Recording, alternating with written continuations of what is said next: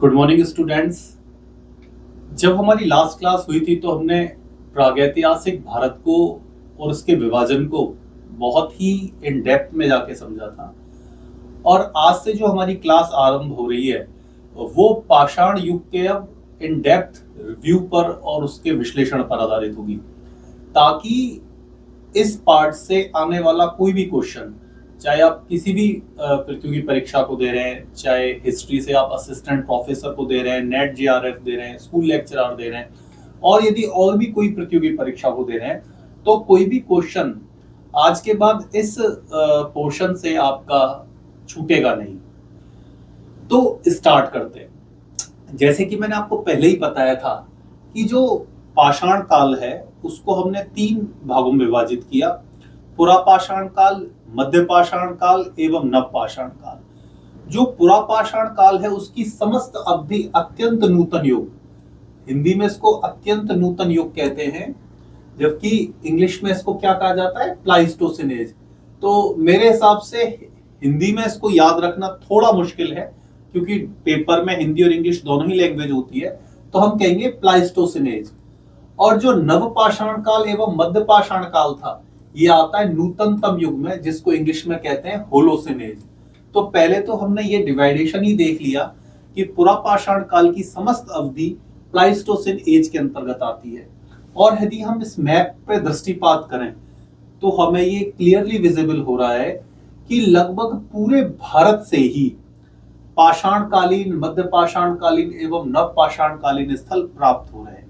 लेकिन यदि निम्न पुरापाषाण काल के स्थलों की बात की जाए तो इनका अधिक संकेंद्रण जो है वो प्रायद्वीपीय भारत में है। अर्थात यदि दक्षिण भारत की बात करें तो इस क्षेत्र में इनका जो संकेंद्रण है वो ज्यादा है। तो यहीं से क्वेश्चन भी बनने शुरू हो जाते हैं कि निम्न पुरापाषाण कालीन स्थल सर्वाधिक मात्रा में भारत में किस क्षेत्र से प्राप्त होते हैं। तो आपका क्या आंसर होगा? या तो उसमें आंसर प्रायद्वीपीय भारत होगा या आंसर दक्षिण भारत होगा। चलिए अब आगे चलते हैं। देखिए, पुरापाषाण काल को भी हमने जैसे कि आपको बताया था कि उसको 3 भागों में विभाजित किया गया है। कौन से 3 भाग हैं? आप फिर से रिमाइंड कराइए मुझे। पुरापाषाण काल को निम्न पुरापाषाण काल, मध्य पुरापाषाण काल और उत्तर पुरापाषाण काल। पुरापाषाण काल को भी औजारों की भिन्नता के आधार पर हमने 3 पार्ट्स में डिवाइड किया था, जिसका सबसे प्राचीन काल जो है, सबसे ओल्ड एज जो है, वो निम्न पुरापाषाण काल कहा जाता है, जिसको इंग्लिश में क्या कहते हैं? Lower palaeolithic age. और इसकी जो अवधि है वो 25 लाख वर्ष से 1 लाख वर्ष पूर्व तक आती है। कहां से आती है? 25 लाख वर्ष पूर्व से 1 लाख वर्ष पूर्व तक। देखिए, जो अफ्रीका में निम्न पुरापाषाण काल आरंभ होता है वो पूरे विश्व में सर्वाधिक प्राचीन है। वहां पर 33 लाख वर्ष पुराने मनुष्य के द्वारा इस्तेमाल किए गए पाषाण उपकरण प्राप्त हुए। लेकिन भारत में मात्र 20 वर्ष पहले तक ही भारत में निम्न पुरापाषाण कालीन जो उपकरण थे वो मात्र 5 लाख वर्ष प्राचीन थे। लेकिन पिछले 20 वर्षों में जो शिवालिक रेंज है हिमालय की, वहां पर भारत के सबसे प्राचीनतम निम्न पुरापाषाण स्थलों की खोज हुई है, जिसमें से एक सबसे महत्वपूर्ण स्थान है जम्मू कश्मीर का उत्तरबैनी। यहां पर 28 लाख वर्ष पुराने निम्न पुरापाषाण कालीन उपकरण प्राप्त हुए हैं। अर्थात ये क्वेश्चन पूछा जा सकता है कि भारत में सर्वाधिक प्राचीन निम्न पुरापाषाण कालीन उपकरण कहां से प्राप्त हुए हैं? शिवालिक रेंज से। और शिवालिक रेंज में भी उत्तरबैनी वो स्थान है जहां से सर्वाधिक पुराने निम्न पुरापाषाण कालीन स्थल प्राप्त हुए। इसके अलावा 2 स्थल और हैं। एक है शिवालिक रेंज में गुरहा साहन और दूसरा है PS57। ये 2 साइट्स हैं जहां से भी जो निम्न पुरापाषाण कालीन औजार हमको प्राप्त हुए हैं वो लगभग 20 से 24 लाख वर्ष प्राचीन है। जब तक इन स्थलों की खोज नहीं हुई थी उससे पहले तक महाराष्ट्र में बोरी नामक स्थान है। महाराष्ट्र में बोरी नामक स्थान है जहां से 14 लाख वर्ष पूर्व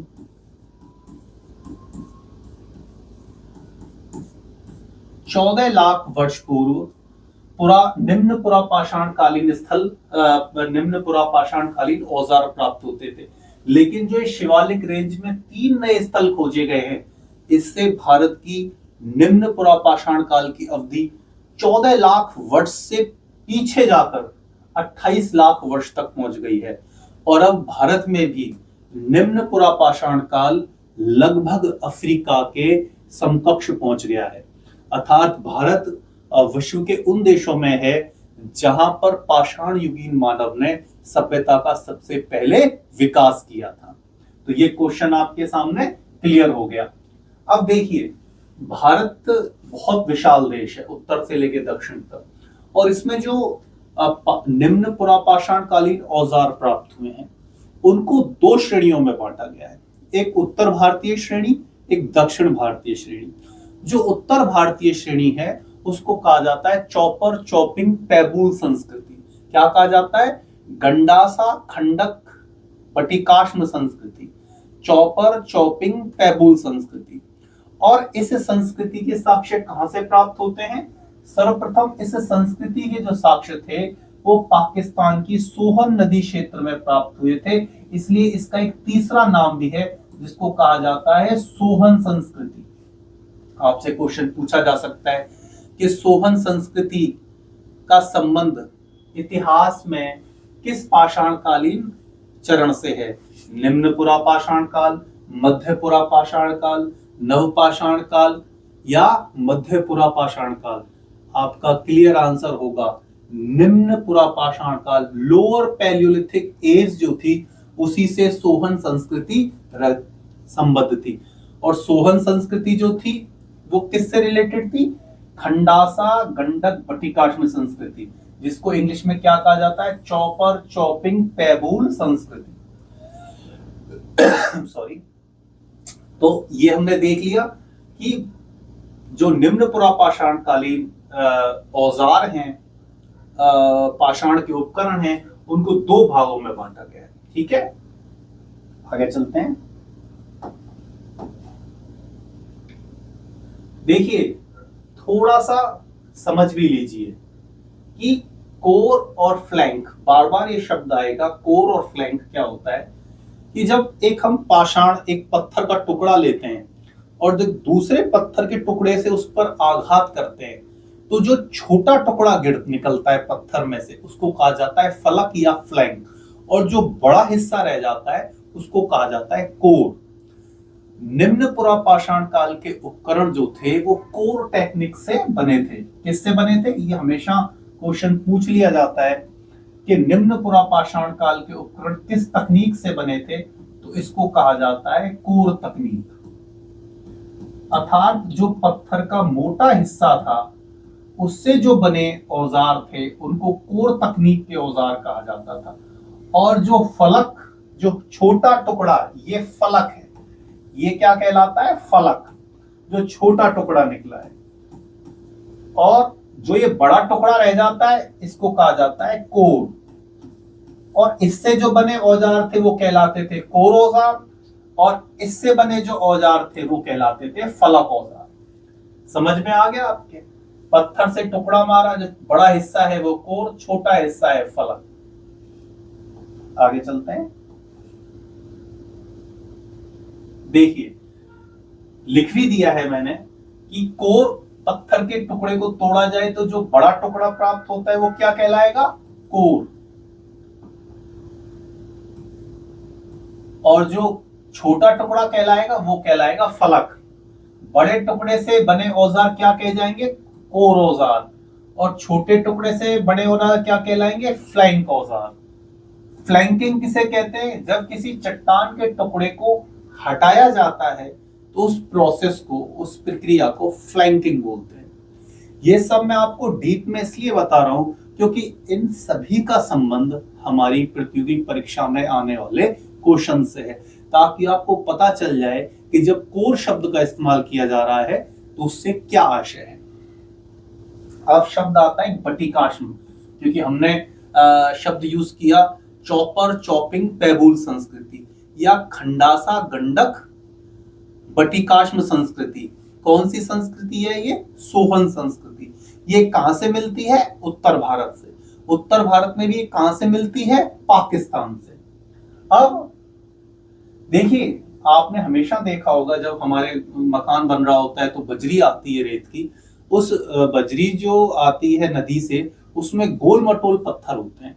उन गोल मटोल पत्थरों को ही पैबूल या बटिकाश्म कहा जाता है, क्योंकि नदी के प्रवाह से सैकड़ों हजारों सालों में वो घिस घिस कर गोल हो जाते हैं।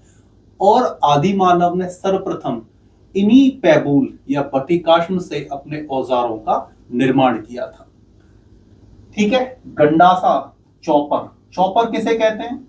वह औजार जो पैबूल अर्थात उस गोल मटोल पत्थर से बनाया जाता है और जिस पर केवल एक ही धार होती है, अर्थात एक धार वाला औजार होता है, उसको कहा जाता है चौपर अथवा गंडासा।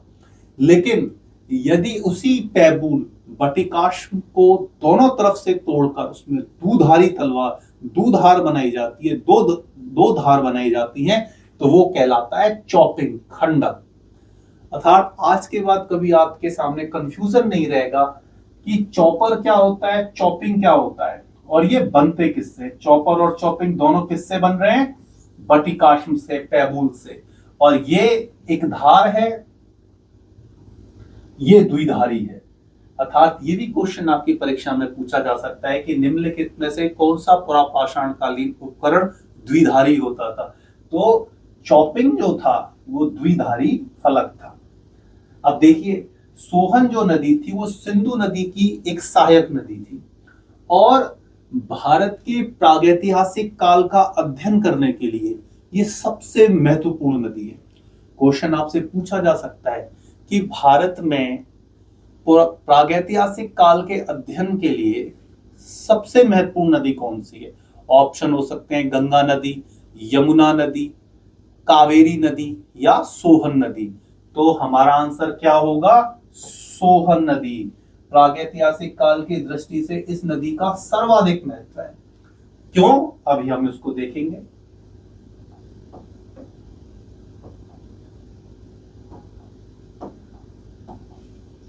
देखिए, अब ये यहां पर एक नया क्वेश्चन आ जाता है कि सबसे पहले सोहन संस्कृति के औजारों की खोज किसके द्वारा की गई। तो 1927 में डीएन वाडिया ने सर्वप्रथम सोहन संस्कृति के निम्न पुरापाषाण काल के औजारों की खोज करी थी। किसने करी थी? डीएन वाडिया ने। ये नाम हमेशा आप याद रखिएगा। जो सोहन संस्कृति के निम्न पुरापाषाण कालीन औजार थे, उनकी खोज डीएन वाडिया ने की थी। इसी प्रकार 1930 में आर यू टॉड ने पाकिस्तान में स्थित पिंडी घेव नामक स्थल से भी कई निम्न पुरापाषाण कालीन औजार प्राप्त किए। लेकिन सोहन नदी के अन्वेषण में जिन दो व्यक्तियों ने केंद्रीय भूमिका निभाई थी, उनके नाम थे डी टेरा और टीटी पैटरसन। डी टेरा और टीटी पैटरसन, ये नाम हमेशा आप याद रखेंगे, जिन्होंने भारत में प्रागैतिहासिक जलवायु के अध्ययन में केंद्रीय भूमिका निभाई है। साथ ही में सोहन नदी घाटी का अन्वेषण करने में भी केंद्रीय भूमिका निभाई है। ये दो व्यक्ति कौन थे? डी टेरा और टीटी पैटरसन। देखिए, ये तो थे डी टेरा। ये डी टेरा थे जो कि येल यूनिवर्सिटी जो थी उसमें प्रोफेसर थे, डी टेरा। और इनका जो साथ दे रहे थे वो थे कैम्ब्रिज यूनिवर्सिटी के टीटी पैटरसन। इन दोनों व्यक्तियों ने 1935 में, कब? 1935 ईस्वी में सोहन नदी की का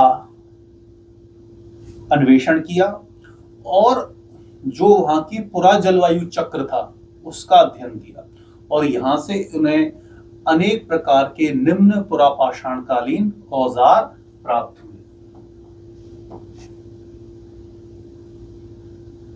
देखिए, जैसे कि बताया गया है कि सोहन नदी की घाटी में डी टेरा और पीटरसन के द्वारा येल केम्ब्रिज अभियान दल, ये हमेशा याद रखोगे, येल केम्ब्रिज अभियान दल, येल यूनिवर्सिटी और कैम्ब्रिज यूनिवर्सिटी से बना है।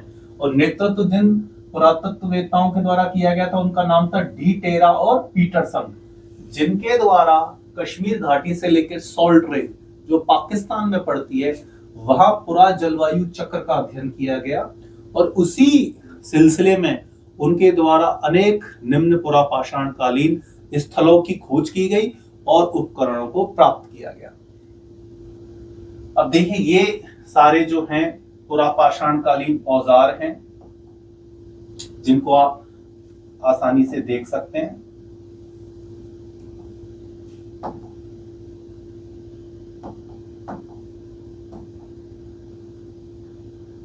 जैसे कि ये खंडक है, चॉपिंग है, ये हस्तकुटार हैंडेक्स है, ये विदारणी क्लीवर है। ये दक्षिण भारतीय परंपरा से सामने आती है हमारे कौन सी है, साउथ इंडिया की परंपरा से। क्लीवर विदारणी, ये विदारणी है।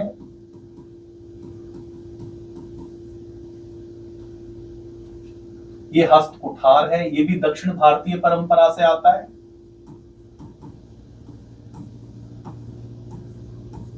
जिसे हाथ की कुल्हाड़ी कहते हैं, और हस्तकुठार को हिंदी में और सिंप्लीफाई किया जाए तो इंग्लिश में इसको हैंडेक्स बोलते हैं और हिंदी में इसको हस्तकुठार बोलते हैं। ये क्लीवर और विदारणी, इन दोनों का संबंध दक्षिण भारतीय निम्न पुरापाषाण कालीन औजारों से है, जबकि जो ये दोनों चॉपर और चॉपिंग है ये उत्तर भारतीय निम्न पुरापाषाण कालीन परंपरा से संबंध है।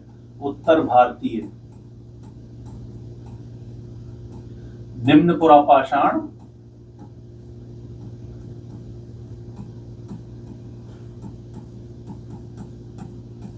औजार, ये दोनों सुहन संस्कृति से रिलेटेड हैं, जबकि ये दोनों जो हैं वो दक्षिण भारतीय परंपरा से संबंध रखते हैं। आगे चलते हैं। देखिए बार बार शब्द आएगा आपके अध्ययन में, वो आएगा कगार या वेदिका क्या होती है, ताकि आपको कभी कंफ्यूजन ना है।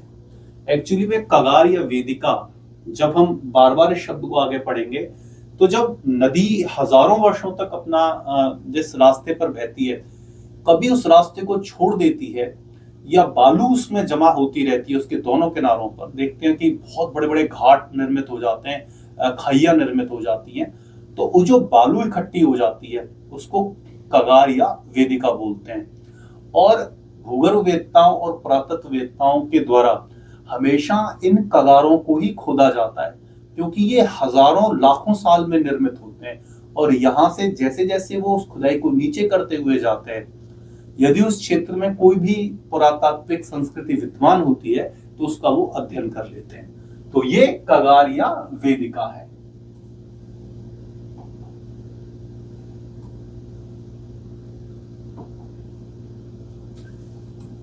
देखिए जैसे कि मैंने बताया कि सोहन नदी घाटी जो है उसका भारत के प्रागैतिहासिक काल के अध्ययन की दृष्टि से सर्वाधिक महत्व है सोहन नदी का।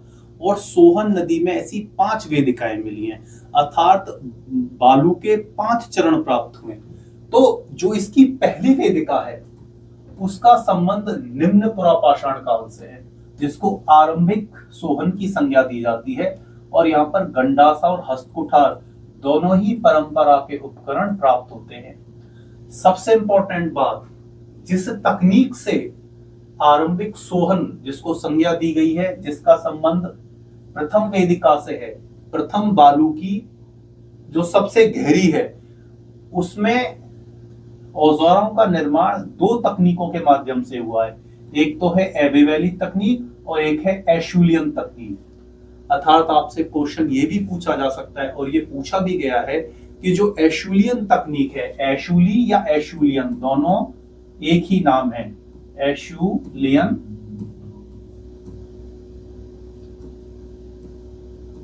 एशुलियन, एशुली को एशुलियन भी बोलते हैं। ये पूछा गया है क्वेश्चन अनेक बार अनेक परीक्षाओं में कि एशुलियन तकनीक का संबंध पाषाण काल के किस दौर से है। निम्न पुरापाषाण काल से, मध्य पुरापाषाण काल से, उच्च पुरापाषाण काल से अथवा नव पाषाण काल से। तो क्लियरली इसका संबंध किससे है? निम्न पुरापाषाण काल से। और इसके साथ एक दूसरी तकनीक है जो इससे भी प्राचीन है, उसको कहा जाता है एबी वैली तकनीक। अब इनमें अंतर क्या होता है एबी वैली और एशुली में, इसको हम नेक्स्ट आपको दिखा देता हूं मैं। देखिए जो ये एबी वैली हस्तकुठार है, हैंड एक्स है, आपको ये स्पष्ट नजर आ रहा होगा कि इसका आकार बहुत बड़ा है और इसमें शार्प एजेस, मतलब किनारे जो हैं वो बहुत ज्यादा शार्प नहीं है। तो देखिए लिखा भी गया है कि ऐसा हस्तकुठार, ऐसा हैंडेक्स जो भारी भरकम होता है, अनगढ़ होता है, उसको क्या कहते हैं? एबी वैली। ये जो है वो भारत में प्राप्त होने वाली सबसे प्राचीन पुरापाषाण तकनीक है एबी वैली। और एशुलियन हस्तकुठार क्या होता है? अब देखिए एशुलियन हस्तकुठार को देख लीजिए आप, क्लियरली विजिबल हो रहा है, ये एबी वैली हस्तकुठार है और ये एशुलियन हस्तकुठार है। बहुत शार्प है, बहुत तीखा है, आकार भी छोटा है। देखिए ये हस्तकुठार पूर्व के हस्तकुठार अर्थात एबी वैली हस्तकुठार की तुलना में हल्का होता है। क्यों हल्का होता है? क्योंकि इसके शल्क उतार दिए गए, इसकी फलक आदि मानव ने काट काट कर निकाल दी।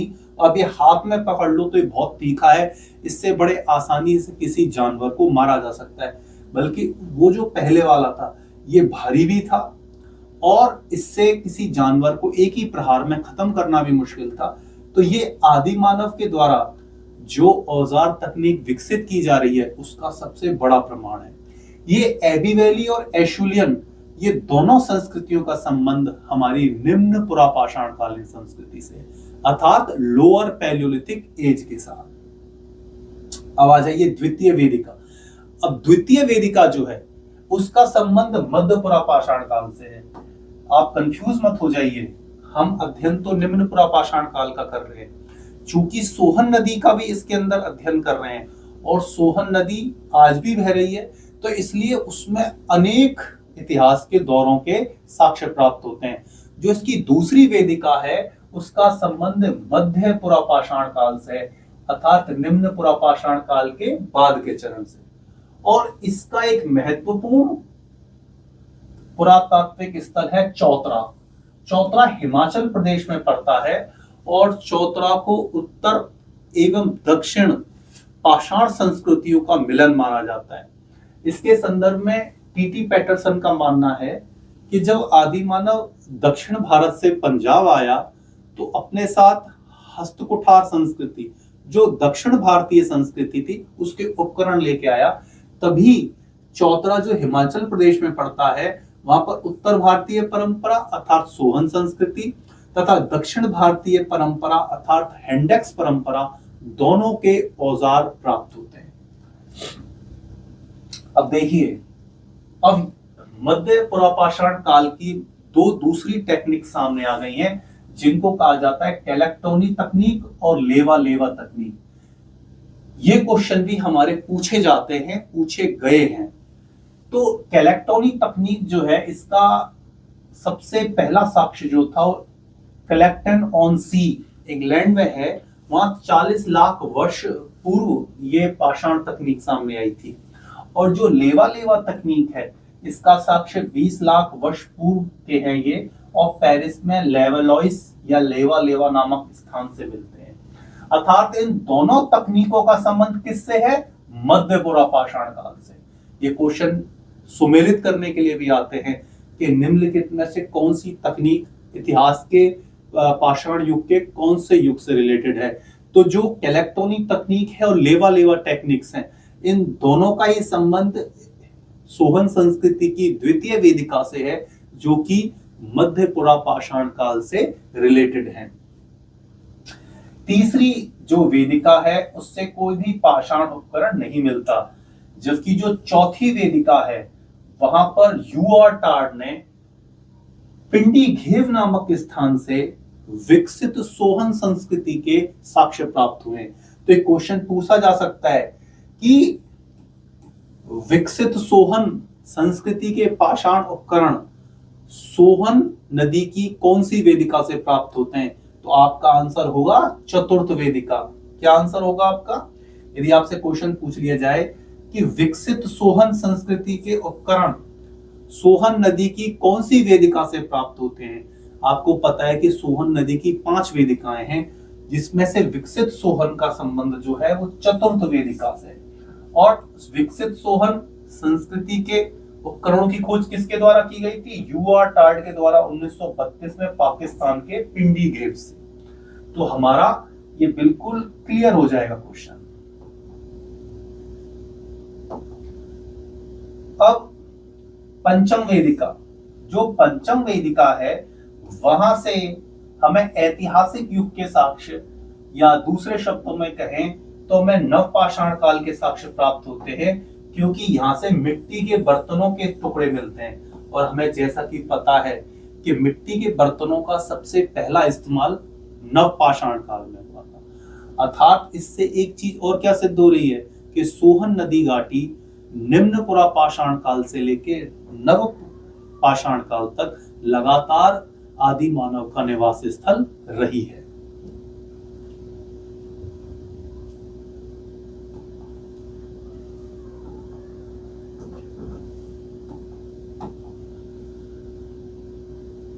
देखिए, सोहन नदी क्षेत्र में जो अन्य क्षेत्र खोजें हुई हैं उनको भी क्वेश्चन पूछे जा सकते हैं, क्योंकि आपको इन डेप्थ में पढ़ना है।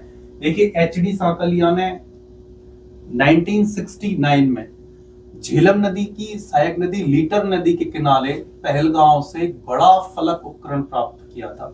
इसी प्रकार अगले ही वर्ष एचडी सांकलिया और आरवी जोशी ने कश्मीर घाटी में अनुसंधान करके नवपाषाण कालीन उपकरणों की खोज की थी। सॉरी 1951 में ओलाफ रूलर नामक एक विद्वान ने सतलज नदी की घाटी सिरसा में अनुसंधान कर निम्न पुरापाषाण कालीन उपकरणों को प्राप्त हुआ था। इसी प्रकार 1955 में बीबी लाल बालकृष्ण लाल के द्वारा हिमाचल प्रदेश के कांगड़ा में उत्खनन किया गया था, और वहां से भी निम्न पुरापाषाण कालीन उपकरणों को प्राप्त किया गया था। अर्थात ये नाम आपको याद रखना जरूरी है कि सोहन क्षेत्र में किन किन पुरातत्ववेत्ताओं के द्वारा अन्वेषण किया गया है। सॉरी। अब बात आती है, अभी तक तो हम अध्ययन कर रहे थे सोहन संस्कृति अर्थात उत्तर भारतीय संस्कृति, अर्थात चॉपर चॉपिंग पैबूल संस्कृति। अब हमारे सामने आती है दक्षिण भारतीय परंपरा, जिसको कहते हैं हैंडेक्स संस्कृति। सॉरी,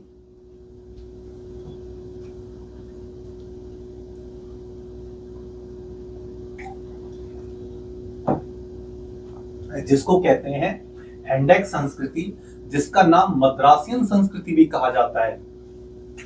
इस संस्कृति के जो उपकरण थे वो पल्लवरम, तिरपक्कम और बदमदुरे से प्राप्त हुए थे, तथा इस संस्कृति के जो उपकरण है साधारणतः फ्लैंक प्रणाली से निर्मित है। ये अंतर है उत्तर भारतीय और दक्षिण भारतीय परंपरा में। अब ये आप जिस व्यक्ति को देख रहे हैं, इनका नाम है Robert Bruce foot. Robert Bruce foot को भारतीय प्रागैतिहासिक पुरातत्व का पिता कहा जाता है। रॉबर्ट ब्रूस फुट जो हैं वो भारत के प्रागैतिहासिक पुरातत्व के पिता हैं। और इनको प्रागैतिहासिक पुरातत्व का पिता क्यों कहा जाता है, उसके पीछे भी एक लंबी कहानी है। देखिए, जो रॉबर्ट ब्रूस फुट थे वो एक जियोलॉजिस्ट थे। बाद में ये जियोलॉजी विभाग था, उसके अध्यक्ष भी बने थे। 1863 में एक घटना होती है कि इनकी पोस्टिंग मद्रास में थी, और मद्रास जो कैंटोनमेंट था अर्थात आर्मी का जो परेड ग्राउंड था, उसमें ये सुबह टहल रहे थे और इनका पैर एक पत्थर पर पड़ा। और जब उस पत्थर को इन्होंने देखा तो इनकी पारखी नजरों ने समझ लिया कि ये कोई साधारण पत्थर नहीं है, अपितु लाखों वर्ष पहले आदिमानव ने अपने प्रयासों से इसको एक विशिष्ट आकार दिया है, जिसको आकार का नाम दिया गया हैंडेक्स, हस्त कुठार या हाथ की कुल्हाड़ी का, पत्थर की हाथ की कुल्हाड़ी का। और 1863 में इनके द्वारा ही पूरे भारत के संदर्भ में सबसे पहले निम्न पुरापाषाण कालीन उपकरण की खोज की गई थी। वैसे तो हमने सोहन संस्कृति को पहले पढ़ा है, लेकिन सोहन संस्कृति के निम्न पुरापाषाण कालीन उपकरण की खोज कब हुई थी? 1927 में। किसके द्वारा? डीएन वाडिया के द्वारा। लेकिन जो दक्षिण भारतीय परंपरा है निम्न पुरापाषाण काल की, उसको कहा जाता है मद्रासियन संस्कृति या हैंडेक्स संस्कृति। उसके उपकरण की खोज 1863 में रॉबर्ट ब्रूस फूट के द्वारा की गई। कहां पर की गई थी? पल्लवरम में। वो जगह जो थी उसका नाम था पल्लवरम। और उसी खोज के 4 महीने बाद रॉबर्ट ब्रूस फूट और उनके एक सहयोगी विलियम किंग के द्वारा कोर्तलियार नदी घाटी में अत्तिरपक्कम में अन्य हैंडेक्स की खोज की गई। और इसके साथ साथ अब इस बार उन्होंने एक क्लीवर की भी खोज कर ली। क्लीवर को हिंदी में विदारणी बोलते हैं, जो मैंने आपको पहले दिखाया था, विदारणी, जो दक्षिण भारतीय परंपरा का महत्वपूर्ण अंग है। अर्थात 1863 में रॉबर्ट ब्रूस फूट के द्वारा पल्लवरम में हैंडेक्स की खोज की गई।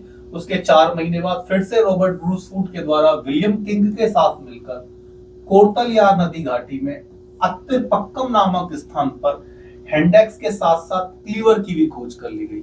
और इसके बाद तो दक्षिण भारत में अनेक स्थलों पर मद्रासियन संस्कृति के उपकरणों की खोज आरंभ हुई। हमें ये याद रखना होगा कि मद्रासियन संस्कृति के जो औजार हैं वो केवल दक्षिण भारत से ही प्राप्त नहीं होते हैं। जैसा कि मैंने बताया था, हिमाचल प्रदेश में चौतरा नामक जो स्थान है वहां से भी मद्रासियन संस्कृति के निम्न पुरापाषाण कालीन स्थल औजारों की खोज हुई है, जिसको हैंडेक्स बोलते हैं। तो आप ये कंफ्यूज मत हो जाना कि जो दक्षिण भारतीय औजार हैं वो केवल दक्षिण भारत में ही मिलते हैं। हाँ, अधिकांश मात्रा में दक्षिण भारत में मिलते हैं, लेकिन कुछ स्थल ऐसे हैं उत्तर भारत के, वहां से भी इनकी प्राप्ति होती है। अब आगे देखते हैं। देखिए, दूसरा एक नई चीज भी पूछी जा सकती है कि जो एबी वैली तक ये जो तकनीक से निर्मित हुए थे दक्षिण भारतीय औजार, उनका संबंध एबी वैली तकनीक से था, जबकि जो उत्तर भारतीय हमको निम्न पुरापाषाण कालीन औजार मिल रहे हैं वो एशुलियन तकनीक से निर्मित थे। अर्थात उत्तर और दक्षिण भारत की जो परंपराएं हैं उसमें दो विभिन्न टेक्निक्स काम कर रही हैं निम्न पुरापाषाण काल के अंतर्गत। उत्तर भारत में एशुलियन तकनीक है और दक्षिण भारत में एबी वैली तकनीक है। और ये दोनों ही तकनीक निम्न पुरापाषाण काल, लोअर पैलियोलिथिक एज से कंसेंट्रेटेड है। मद्रासियन संस्कृति शब्द का सबसे पहले इस्तेमाल एक ऑस्ट्रियाई पुरातत्वविद थे ओसवाल्ड मैनधिम, उनके द्वारा किया गया था। उनके द्वारा ही जो दक्षिण भारतीय परंपरा है उसको मद्रासियन संस्कृति की संज्ञा दी गई थी, जबकि दक्षिण भारत में इस शब्द को लोकप्रिय बनाने का श्रेय वीडी कृष्णा स्वामी को प्राप्त है। अब यहां से एक और इन दो इंपॉर्टेंट क्वेश्चन बनते हैं कि जो निम्न पुरापाषाण काल के औजार हैं उनको क्या कहा जाता है? उनको कहा जाता है कोर औजार। जैसे कि मैंने बताया, जो बड़ा पत्थर में टुकड़ा मारकर उसका बड़ा हिस्सा रह जाता है उससे बने औजारों को कोर औजार कहा जाता है। तथा जो कच्चा माल बनाने के लिए इस्तेमाल किया जाता था इन औजारों को वो था क्वार्ट्जाइट। अर्थात क्वार्ट्जाइट से ही निम्न पुरापाषाण काल के औजार निर्मित होते थे। अब ये बहुत सारे स्थल हैं जहां से हमें निम्न पुरापाषाण काल के औजार प्राप्त होते हैं। जैसे कि हमारे पाकिस्तान में रिवात नामक स्थान से लगभग 20 लाख वर्ष पुराने निम्न पुरापाषाण कालीन स्थल प्राप्त होते हैं। वहीं हमने जैसे कि बताया कि शिवालिक रेंज के पिंजौर में बुरहासरन और PS57 ये वो स्थल हैं भारत के अंदर जहां सबसे पुराने निम्न पुरापाषाण कालीन स्थल प्राप्त हुए हैं, जिनकी एज सबसे ज्यादा है, लगभग 20 से 24 लाख वर्ष पूर्व। और हाल ही में जम्मू कश्मीर में उत्तर बैनी, जैसे कि मैंने पहले ही बताया, 8 लाख वर्ष 28 लाख वर्ष पूर्व निम्न पुरापाषाण कालीन स्थल प्राप्त हुए। आपको ये भी ध्यान रखना है कि ये जो तिथियां निकाली गई हैं वो यूरेनियम थोरियम श्रृंखला के माध्यम से निकाली गई है। क्योंकि अनेकों बार ये क्वेश्चन पूछ लिया जाता है कि आप 25 लाख वर्ष पुरानी कोई वस्तु प्राप्त हुई है, उसका तिथि निर्धारण कैसे करेंगे। अमूमन 70,000 वर्ष प्राचीन जो वस्तु हैं उनके समय का निर्धारण के लिए हम कार्बन डेटिंग का इस्तेमाल करते हैं, लेकिन उससे ज्यादा प्राचीन वस्तुएं जो लाखों वर्ष पुरानी है उसके लिए यूरेनियम थोरियम श्रृंखला का इस्तेमाल किया जाता है। अर्थात इस श्रृंखला के आधार पर ही, इस टेक्निक के आधार पर ही ये तिथियां निर्धारित हुई हैं। अब एक और इंपॉर्टेंट क्वेश्चन बनने लग जाता है हमारे यहाँ से, वो ये बहुत बार पूछा जाता है कि कौन से निम्न पुरापाषाण कालीन स्थल किस स्थान से प्राप्त हुए। या 3 निम्न पुरापाषाण कालीन स्थल दे देगा आपको, एक उसमें नवपाषाण कालीन स्थल डाल देगा और पूछेगा गलत आंसर क्या है। तो आपको निम्न पुरापाषाण कालीन स्थल कहां कहां से प्राप्त हुए हैं, कौन कौन सी महत्वपूर्ण साइट्स हैं, वो आपको ध्यान रखना होगा। जैसे कि पाकिस्तान में पिंडी घेर, मलकापुर, कलार, रिवात, ये पाकिस्तान में है। हिमाचल प्रदेश में आपको मैंने पहले ही बताया कि चौतरा एक बहुत ही इंपॉर्टेंट साइट है, जो उत्तर भारतीय परंपरा और दक्षिण भारतीय निम्न पुरापाषाण कालीन सभ्यताओं का संगम स्थल है चौतरा। राजस्थान से बहुत सारे निम्न पुरापाषाण कालीन स्थल प्राप्त हुए हैं, जैसे कि बागौर, डीडवाना, 16RR, सिंघी तालाब, नागौर डिस्ट्रिक्ट में। मध्य प्रदेश में से नरसिंहपुर, हथनौरा, भीमबेटका, आदमगढ़। भीमबेटका और आदमगढ़ का विशेष महत्व ये है कि ये निम्न पुरापाषाण काल से लेकर नवपाषाण काल तक के स्थल हैं, अर्थात यहाँ से लगातार मानवीय आवास के साक्ष्य प्राप्त होते हैं। क्वेश्चन ये इस तरह से पूछा जा सकता है कि निम्नलिखित में से ऐसा कौन सा स्थल है जहां से निम्न पुरापाषाण काल से लेकर नवपाषाण काल तक, अर्थात 25 लाख वर्ष पूर्व से लेकर 1000 वर्ष पूर्व तक के मानव के साक्ष्य प्राप्त होते हैं। तो आंसर होगा आपका भीमबेटका, और आदमगढ़ भी इसका दूसरा आंसर है। इनमें से कोई एक ही आपको ऑप्शन देगा। फिर आता है महाराष्ट्र में नेवासा और बोरी। मैंने पहले ही बताया था कि बोरी जो है वहां से 14 लाख वर्ष पूर्व की तिथियां प्राप्त होती हैं, 14 लाख वर्ष पूर्व की। और कुछ समय पहले तक इसी को भारत का सबसे प्राचीन निम्न पुरापाषाण कालीन स्थल माना जाता था, लेकिन चूंकि अब शिवालिक रेंज से उससे ज्यादा, कहीं ज्यादा प्राचीन तिथियां प्राप्त होने लग गई हैं, तो अब बोरी भारत का सबसे प्राचीन निम्न पुरापाषाण कालीन स्थल नहीं है। अब हम देखते हैं उड़ीसा में मयूरभंज है, आंध्र प्रदेश में गिद्धलूर, करीमपुरी और नागार्जुनकोंडा है, कर्नाटक में होसांगी है, अन्नंगवाड़ी है। और जो अब हम देखते हैं कि जो ज्यादा क्लस्टर प्राप्त हो रहा है निम्न पुरापाषाण काल का, वो ज्यादा जो क्लस्टर है वो प्रायद्वीपीय भारत में बहुत ज्यादा है। तमिलनाडु में बहुत सारी साइट्स हैं, आपको मैंने बताया ही था।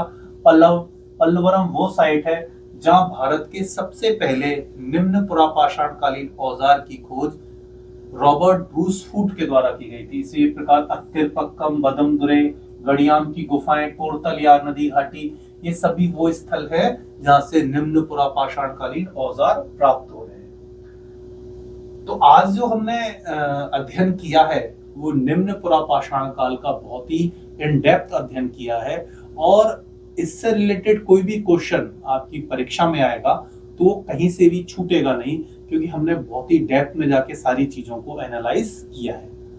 तो इसी के साथ आपका आज का लेक्चर देखने के लिए बहुत बहुत शुक्रिया।